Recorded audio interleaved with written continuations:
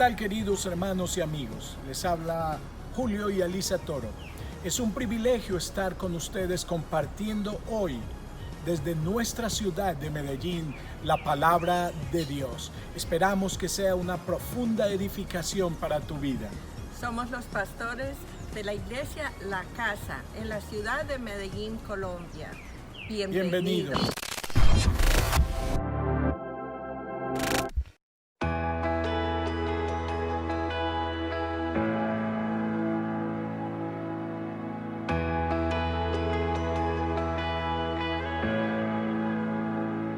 Si mis tesoros han perdido todo su valor y en este mundo ya no encuentro más satisfacción, es porque he probado y he podido ver a Cristo Jesús.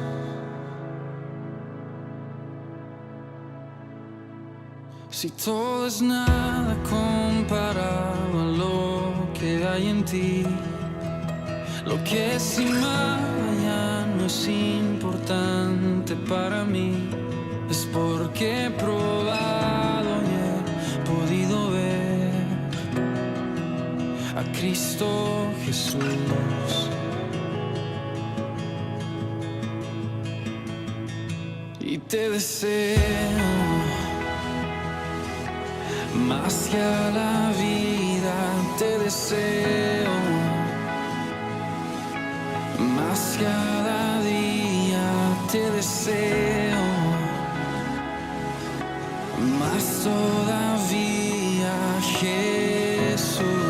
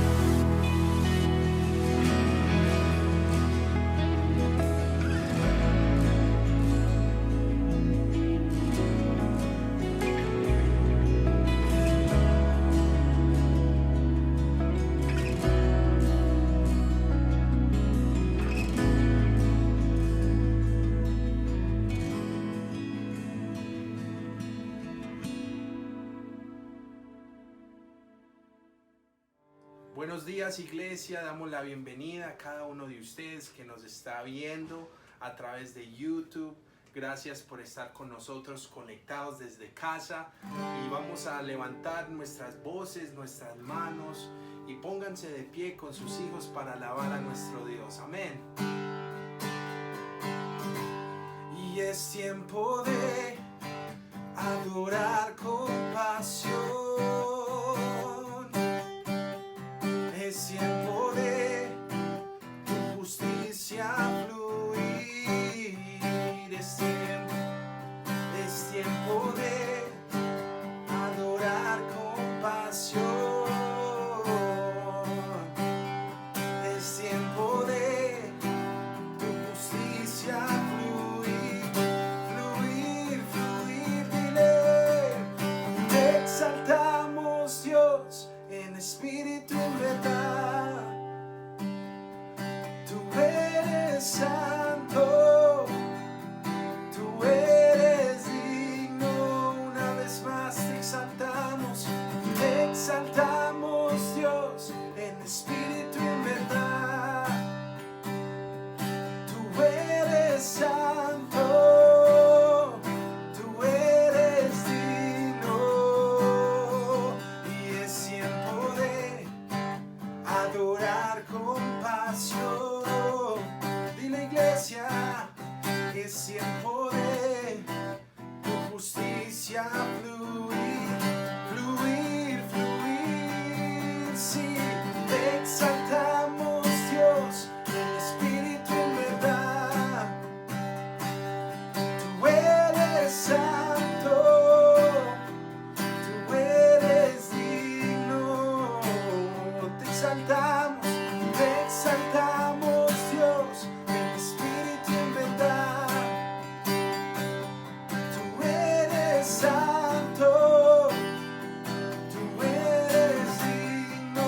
Una vez más, te exaltamos, Dios, en espíritu y en verdad. Tú eres santo, tú eres digno. Te exaltamos, Rey. Gracias, Señor. Gracias, Padre, por amarnos, Señor. ¿Qué tal si le dices?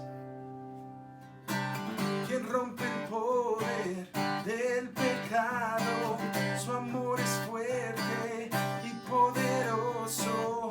El Rey de gloria, el Rey de majestad.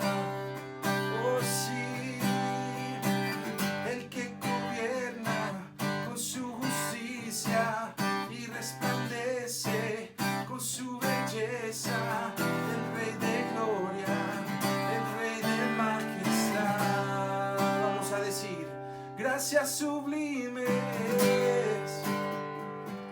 perfecto es tu amor.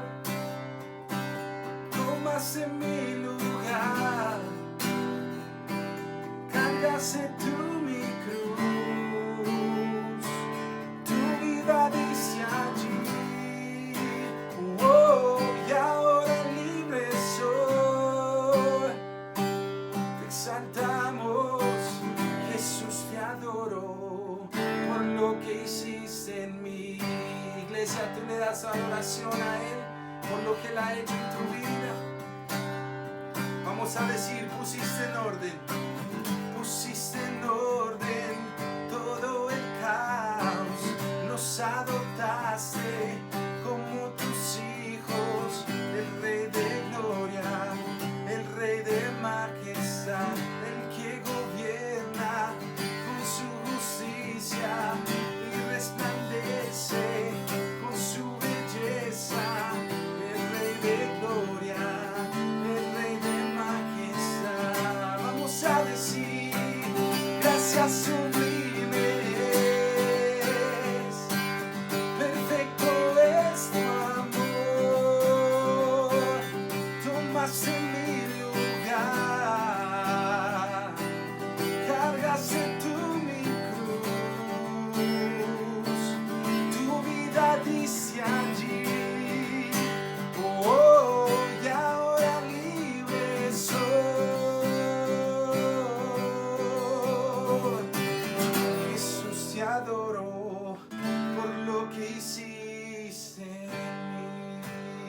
alabanza, iglesia, tú le declaras y dile: digno es el Cordero de Dios, y digno es el Rey que la muerte venció.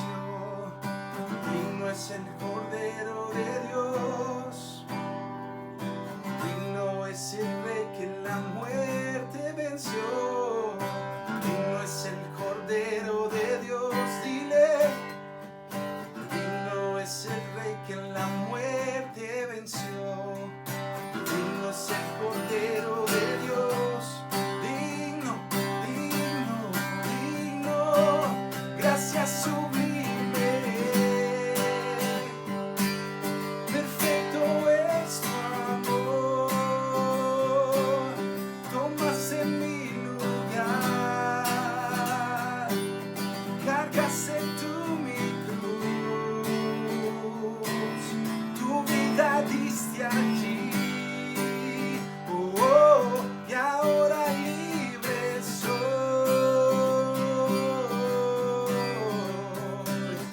Jesús, te adoro por lo que hiciste en mí. Levanta tus manos donde estás y dile: Jesús, te adoro por lo que hiciste en mí.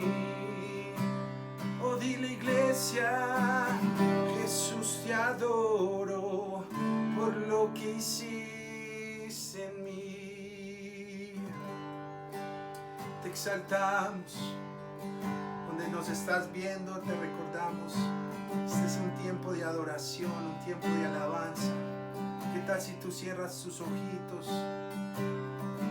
contemplas tu mirada en el Señor? Gracias, Señor.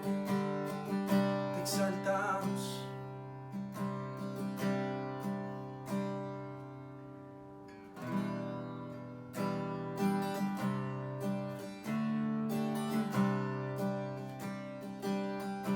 Tú has sido tan bueno para mí. Dejas las 99 ovejas para venir por mí, Señor. Tú eres tan bueno para mí. Vamos a decir: antes de hablar, cantaste sobre mí. Has sido tan bueno para mí.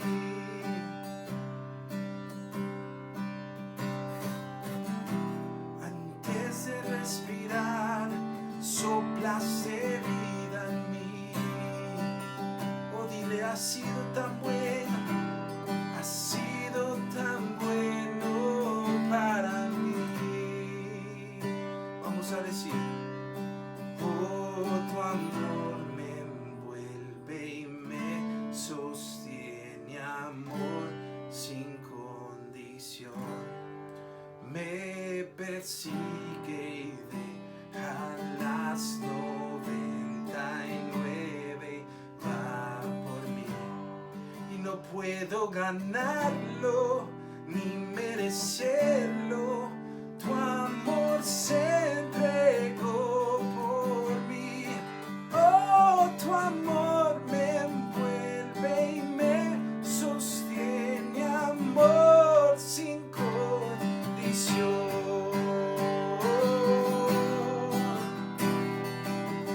Gracias, Señor, te alabamos, Rey.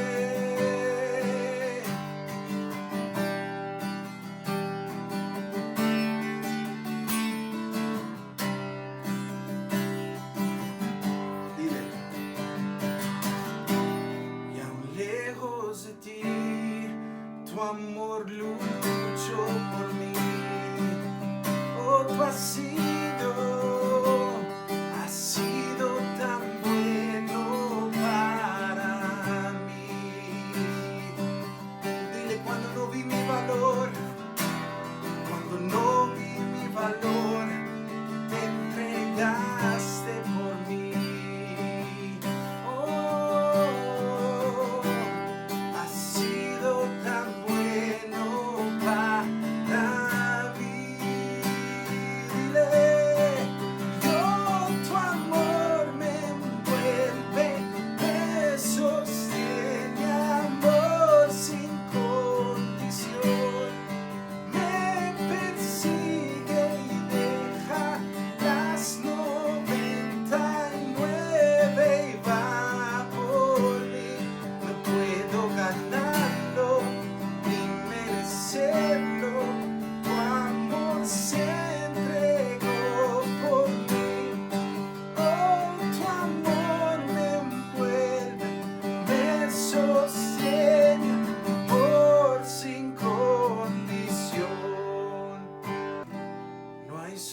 sombra que no alumbres, monte que no escales para encontrarme a mí.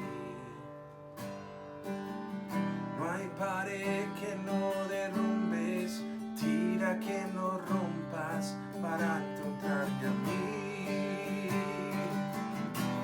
No hay sombra que no alumbres, monte que no escales para encontrarme a mí. Dile, no hay pared que no derrumbes, tira que no rompas para encontrarme a mí. Una vez más, no hay sombra que no alumbres, monte que no escales para encontrarme a mí. Oh Señor, no hay pared que no derrumbes, mentira que no rompas para encontrarme a mí. Oh, tu amor me envuelve y me sostiene, mi amor sin condición me persigue y deja las 99 y va por mí. No puedo ganarlo ni merecerlo, tu amor se entregó por mí. Oh, tu amor me envuelve, me sostiene por sin condición. Ese amor sin condición que me liberó de mis pecados y dolor. Es ese amor que te ama, ese amor de nuestro Padre que libera. Oh, te exaltamos, Rey. Tú eres fiel, tú eres bueno. Dejas las 99 ovejas para buscarme a mí, Señor. Tú eres bueno. Amén. Qué bendición poder alabar contigo de donde quiera que nos estés viendo. Y estos son los anuncios de la Iglesia La Casa. Por mucho tiempo viví una vida llena de dolor y en tus brazos hallé esperanza en la confusión. Y aunque yo no sé lo que vendrá, no sé cómo es el final, pero sí sé que tú tienes un plan. Sobre las aguas iré, y en fe yo caminaré, y para siempre en ti confiaré. La historia no acaba aún, tú tienes todo el control, sé que seguro estoy en tu amor. La historia no acaba aún, tú siempre tienes un plan, y mi futuro en tus manos está. La historia no acaba aún, veo tu gracia y amor, rescatándome de este dolor. Cuando perdido estoy, tú me guías a tu corazón. Estamos aquí en todo el centro de la ciudad de Medellín, anunciando el evangelio de paz, anunciando el evangelio de poder. Aprovechar que estas personas salen a las calles para que el Dios de los cielos los ministre y los toque. Hoy estamos anunciando que el Hijo de Dios, el Mesías, Cristo, vive por los siglos de los siglos. Estamos en las calles de Medellín y muchas personas han sido quebrantadas por el poder de Dios. Quiero contarte una pequeña historia. Hace más de 2000 años el Señor desembarcó en un sitio. Todo lo que empezaste, terminarás. Todo lo que fue roto, restaurarás. Mi confianza está puesta solo en ti, en ti, en ti. ¿Qué tal, queridos hermanos y amigos? Es una bendición poder compartir con ustedes la palabra de Dios. Qué bueno es estar lleno de la palabra. La palabra de Dios tiene que ser el alimento diario de nuestra vida. Nosotros somos nutridos de lo que comemos. La comida es la que nos nutre y llega a ser parte de nuestra propia vida. Así la palabra de Dios tiene que llegar a ser parte de nuestra propia vida. Ese es el plan de Dios para nosotros. Cuando hablamos en la palabra de Dios, estamos viendo cosas maravillosas, revelaciones nuevas que Dios está hablando a su pueblo. Y nosotros tenemos que ser entendidos en los tiempos. He estado estudiando durante estas últimas 2 semanas los primeros 3 capítulos del libro de Apocalipsis. He estado estudiando las iglesias, haciendo una observación, intentando entender el corazón de Dios a través de las iglesias, para que podamos rescatar en esta hora de qué tenemos que reflexionar profundamente, qué tenemos que hacer a un lado y qué tenemos que afirmar, porque creemos firmemente que la venida de nuestro Señor Jesucristo está cerca. Cuando Juan en la isla de Patmos, en el capítulo 1, ve una visión profunda, transformadora y reveladora del Señor Jesucristo, él puede comprender la iglesia. Fuera de esta revelación, es imposible comprender la iglesia de Cristo. Juan tiene que ver primero al Cristo glorificado antes de poder ver la realidad y la revelación de la iglesia. Ese principio no puede cambiar. La iglesia, si no está fundada y tiene claro discernimiento y comprensión de la visión del Cristo de la gloria, no podrá tener una revelación de la iglesia de Cristo. Es imposible. Así que al estudiar cada etapa de la iglesia, cada iglesia mencionada en estos 3 capítulos, la entenderemos solo a la luz de la revelación del Cristo que nos la está mostrando. Así que cada iglesia es la expresión de su revelación de Cristo. Si la iglesia no está siendo nutrida y el Cristo glorioso no se está revelando a ella, pues la condición de esta iglesia será desastrosa. Cuando Juan vio a Jesús en la visión, después de que oyó la voz a sus espaldas, él volteó para mirar la voz de aquel que hablaba con él. Lo primero que vio fue 7 candeleros de oro, y en medio de esos 7 candeleros, a uno semejante al Hijo del Hombre. Alabado sea su nombre para siempre. El primer impacto que Juan vio allí fue la persona resucitada del Señor. Pero lo más glorioso y hermoso es que él vio 7 candeleros en las manos de aquel que tiene la iglesia. Y esos 7 candeleros representan la iglesia de Cristo, el número de 7, número de perfección, número absoluto, número completo. Representa la iglesia del Señor en todos los tiempos.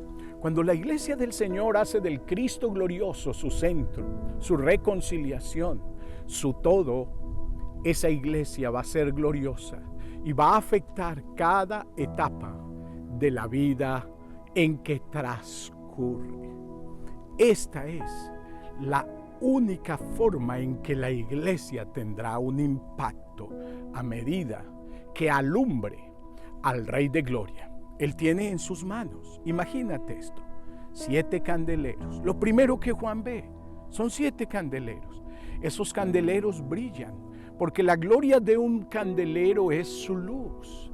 La gloria del candelero es brillar, y el brillo del candelero no es hacia sí mismo. El brillo del candelero es hacia la persona de Jesús. Por eso, Juan ve a Jesús detrás de los candeleros, y es algo maravilloso. Las iglesias existen para alumbrar a Jesús, para mostrar su gloria. Pero cuando la iglesia pierde la perspectiva de Jesús, la visión de Jesús, la iglesia deja de glorificar a Jesús y pierde su identidad como iglesia. Así que yo quería darte esta introducción para que pudieras conocer un poco de este trasfondo. Voy a hablar un poco de la iglesia, la última iglesia llamada la iglesia de Laodicea. Quiero decirte que la palabra Laodicea quiere decir democracia del pueblo. Imagínate lo que significa la palabra Laodicea, gobierno del pueblo. Ya esto empieza a decirnos muchas cosas de esta iglesia.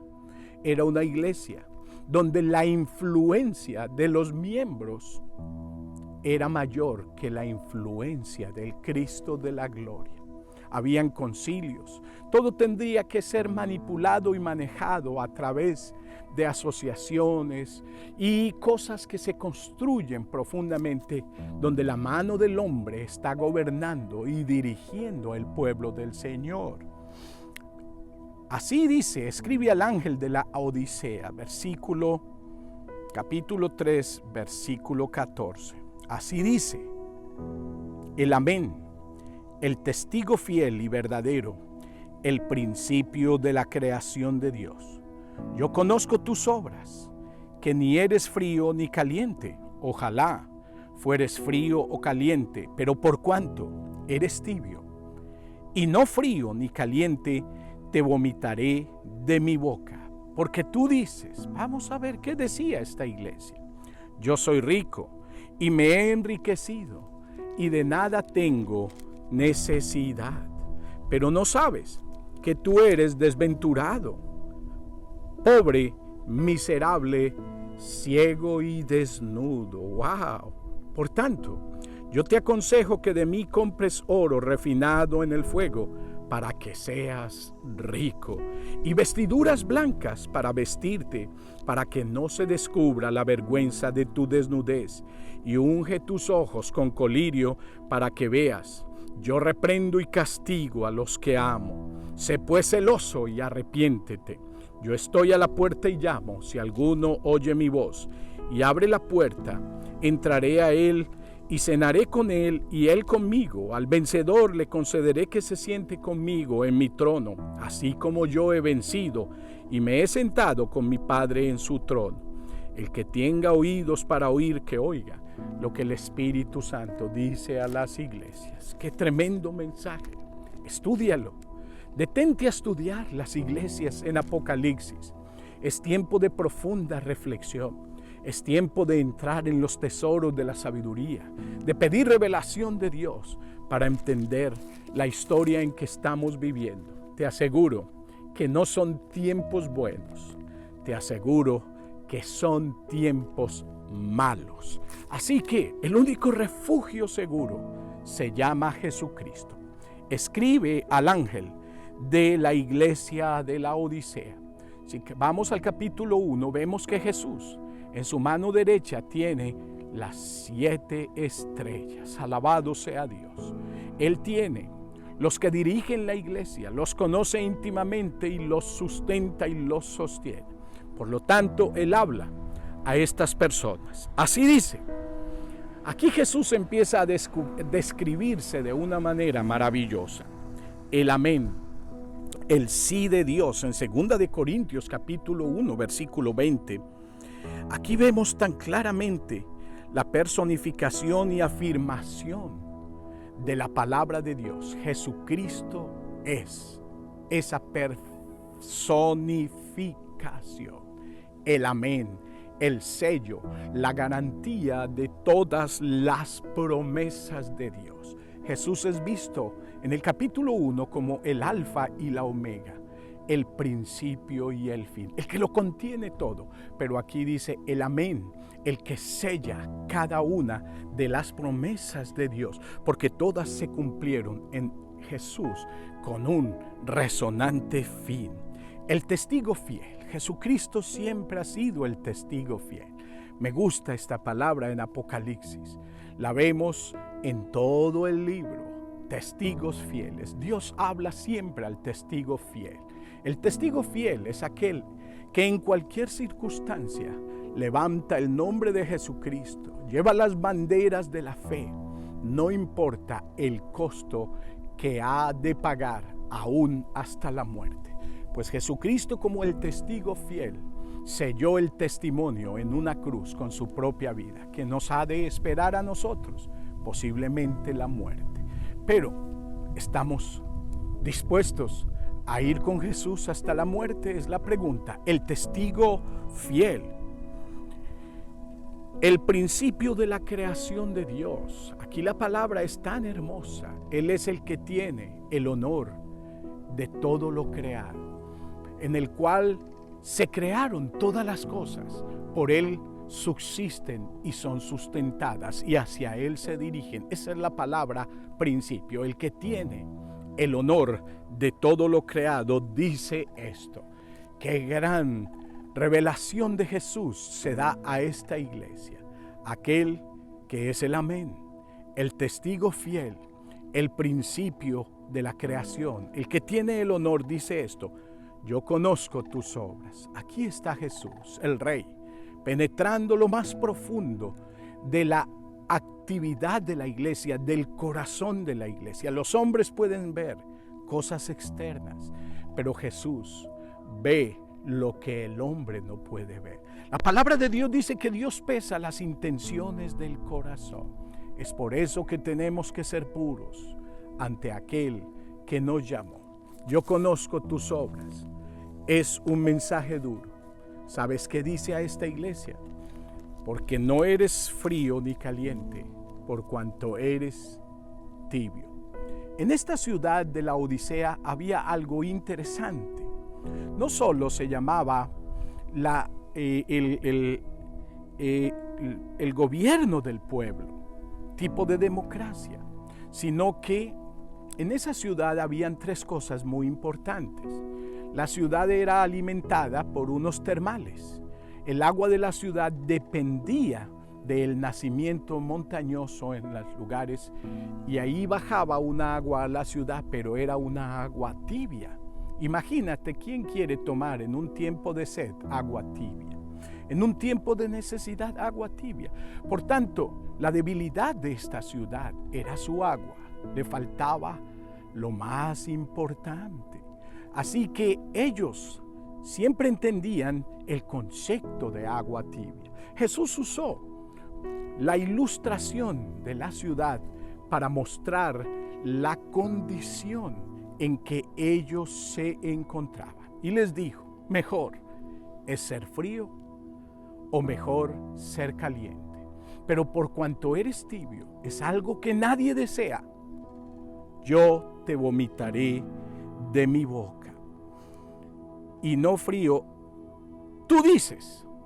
La condición de esta ciudad era muy importante. Ellos también eran muy ricos.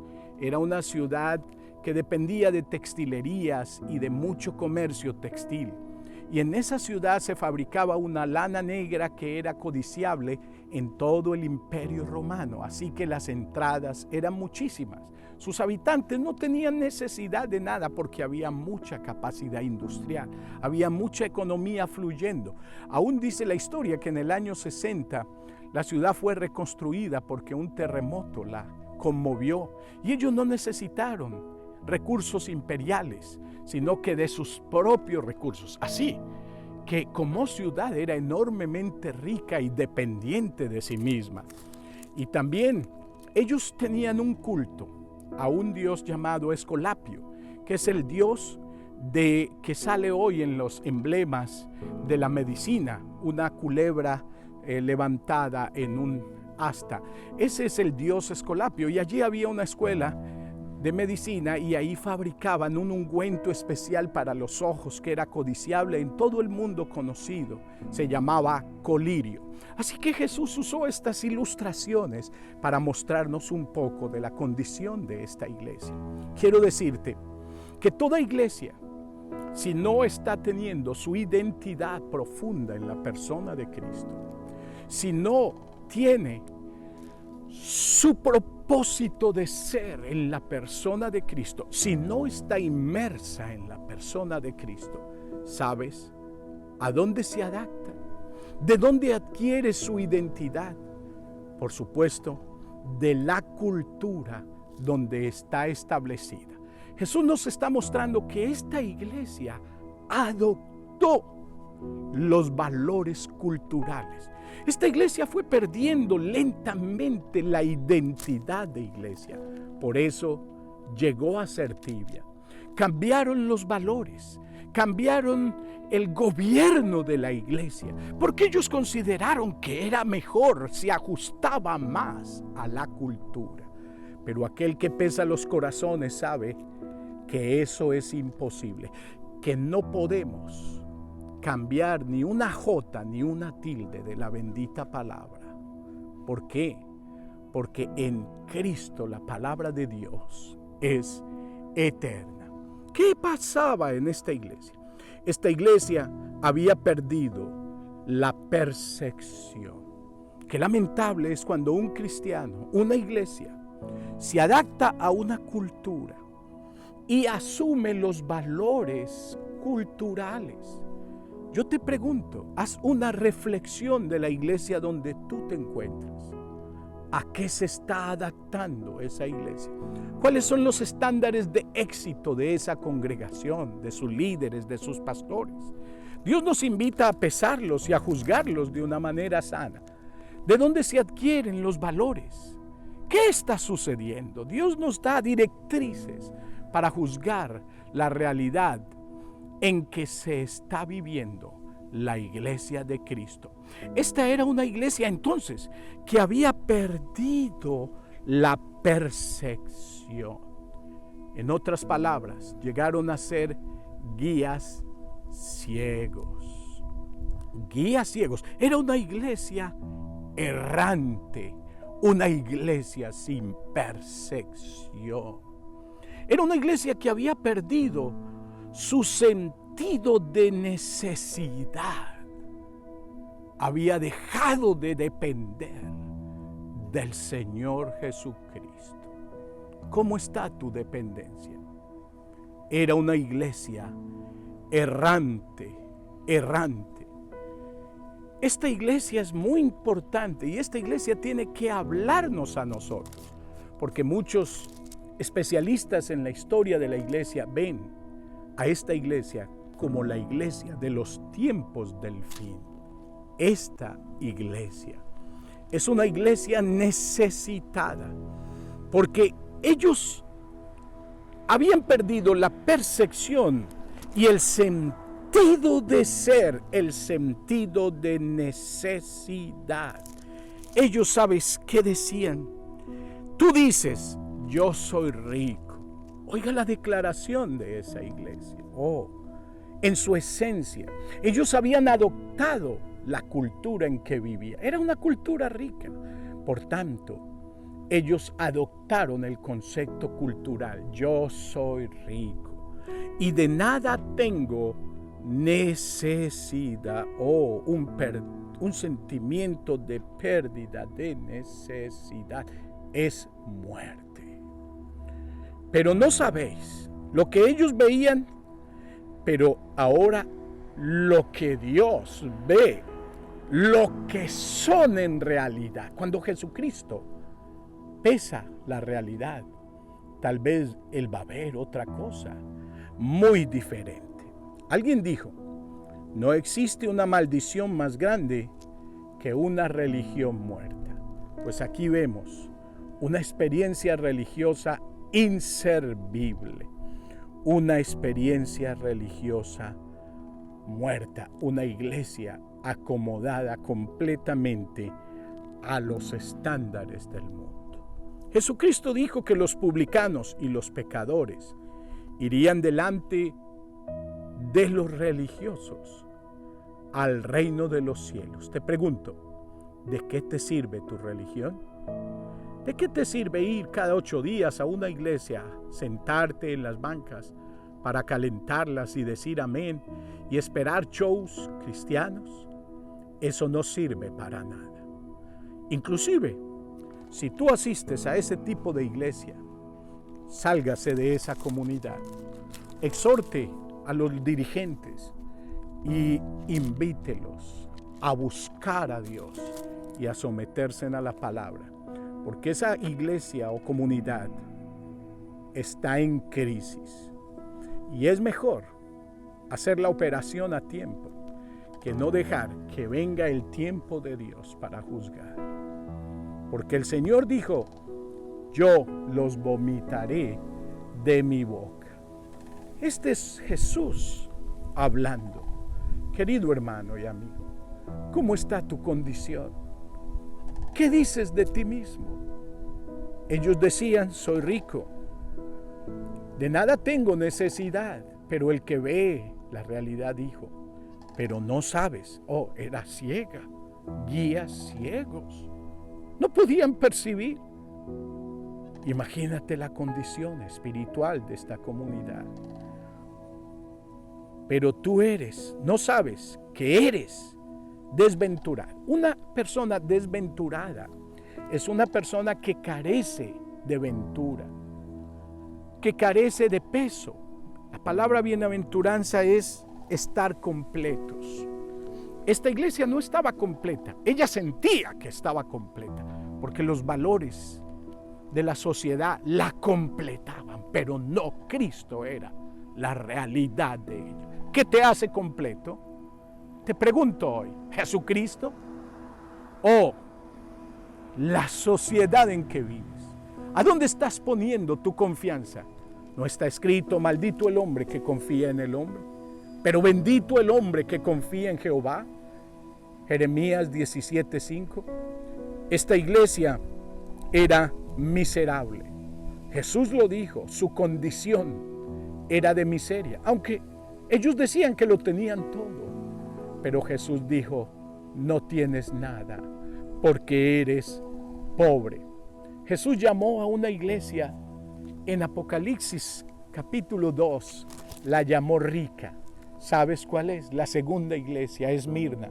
Le dijo, tú eres rica, aunque eres físicamente pobre. Esa iglesia es preciosa. Esa iglesia es maravillosa. Esa iglesia la alabó. Esa iglesia, su mirra subía a la presencia de Dios como un perfume grato, que es la mirra que tú sacrificas para Jesús. Pero esta iglesia era pobre, y no solo pobre, ciega. Era una iglesia errante, y no solo ciega, estaba desnuda. ¡Qué condición la de esta iglesia, querido hermano! Por tanto, aquí está el consejo divino. ¿Qué consejo quiere dar el Señor a esta comunidad? Lo primero que le dice, yo te aconsejo. Jesús amaba a esta iglesia, ¿sabes por qué? Porque en el versículo 19 Él dijo, yo reprendo y castigo a todos los que amo. Y la palabra griega amor aquí no es ágape, es fileo. Quiere decir un amor fraternal, un amor de amigos. ¿Qué quiere decir? Jesús le dijo, yo soy tu amigo. No solo te amo con amor eterno, pero soy tu amigo que te quiere exhortar, que camina contigo. Ese es Jesús, que nos llama a una comunión viva con Él. Ese amigo le dijo a esta iglesia, yo te aconsejo que de mí compres oro refinado en fuego. Me gusta esta declaración. Alabado sea Dios, alabado sea Dios. ¿Qué es el oro en la Biblia? El oro en la Biblia es riquezas verdaderas, riquezas espirituales, riquezas del cielo, riquezas celestiales. El oro en la Biblia es Jesucristo. En el tabernáculo todo lo que era cubierto de oro era divino, símbolo de divinidad.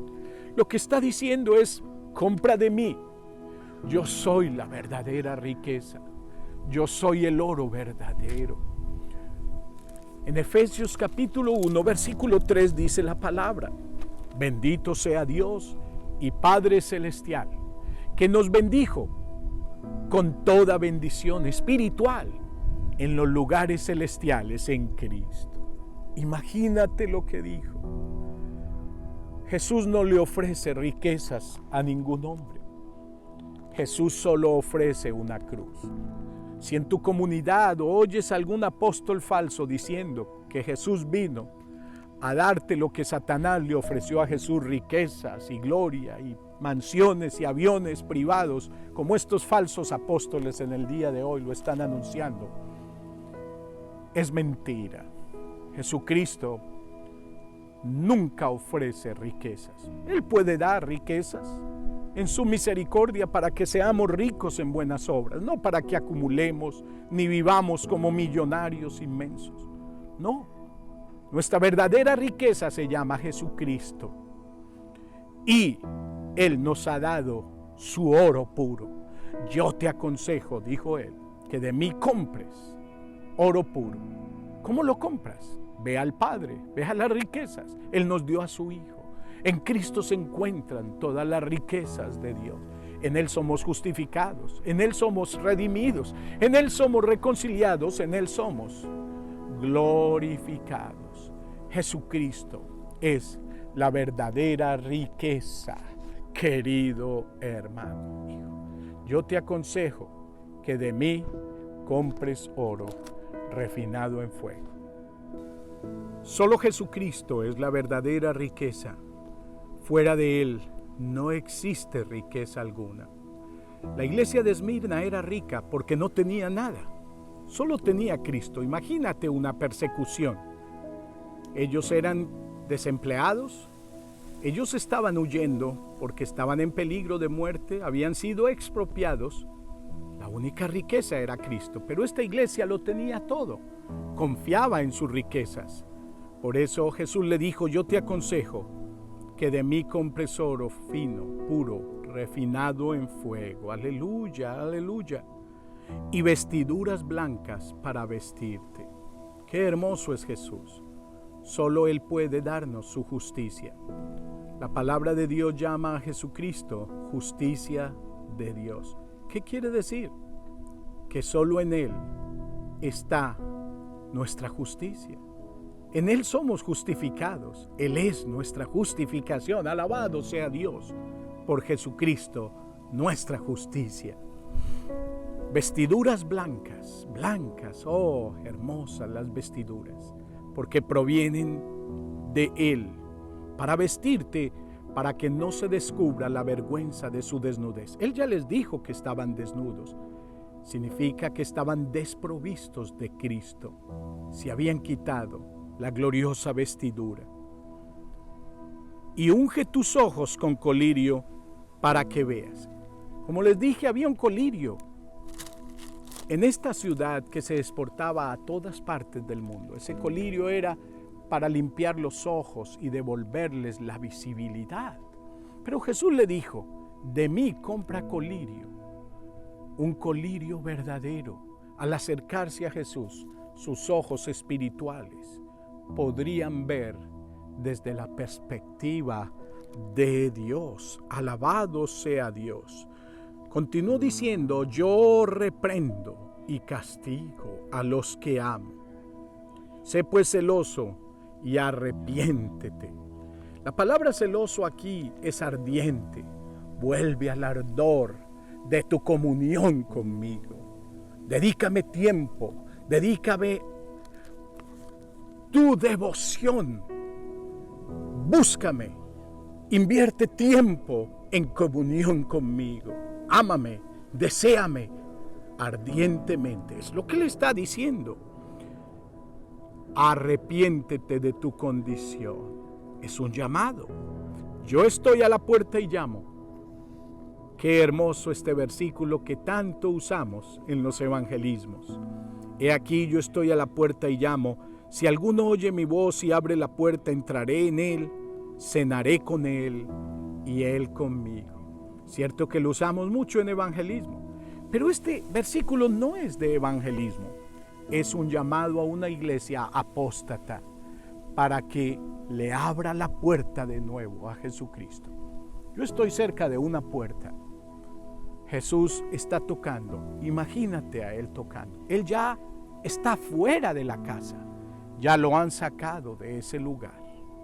Él no tiene lugar en esa iglesia, pero Él está afuera tocando. Pero imagínate que en esa puerta no hay un cerrojo. ¿Sabes por qué? Porque el cerrojo está adentro y solo el cerrojo se abre desde adentro. El corazón del hombre se abre desde adentro y no desde afuera. Jesús nunca violará ni tumbará esa puerta. Él solo está tocando, pero un día dejará de tocar. Yo estoy a la puerta y llamo. Él está con urgencia llamando a esta iglesia al arrepentimiento. Al que venciere le concederé que se siente conmigo en mi trono. ¡Wow! Solo existen dos seres en el trono, el Padre y el Hijo. Pero Él dice que el que venciere, le permitiré que se siente conmigo en mi trono, como yo he vencido. Como yo he vencido otra vez, y me he sentado con mi Padre en su trono. El que tenga oído para oír, oiga. Es la actitud de todo genuino discípulo. Reflexiona en lo que hemos hablado y Dios te dé entendimiento. El Señor te bendiga hoy.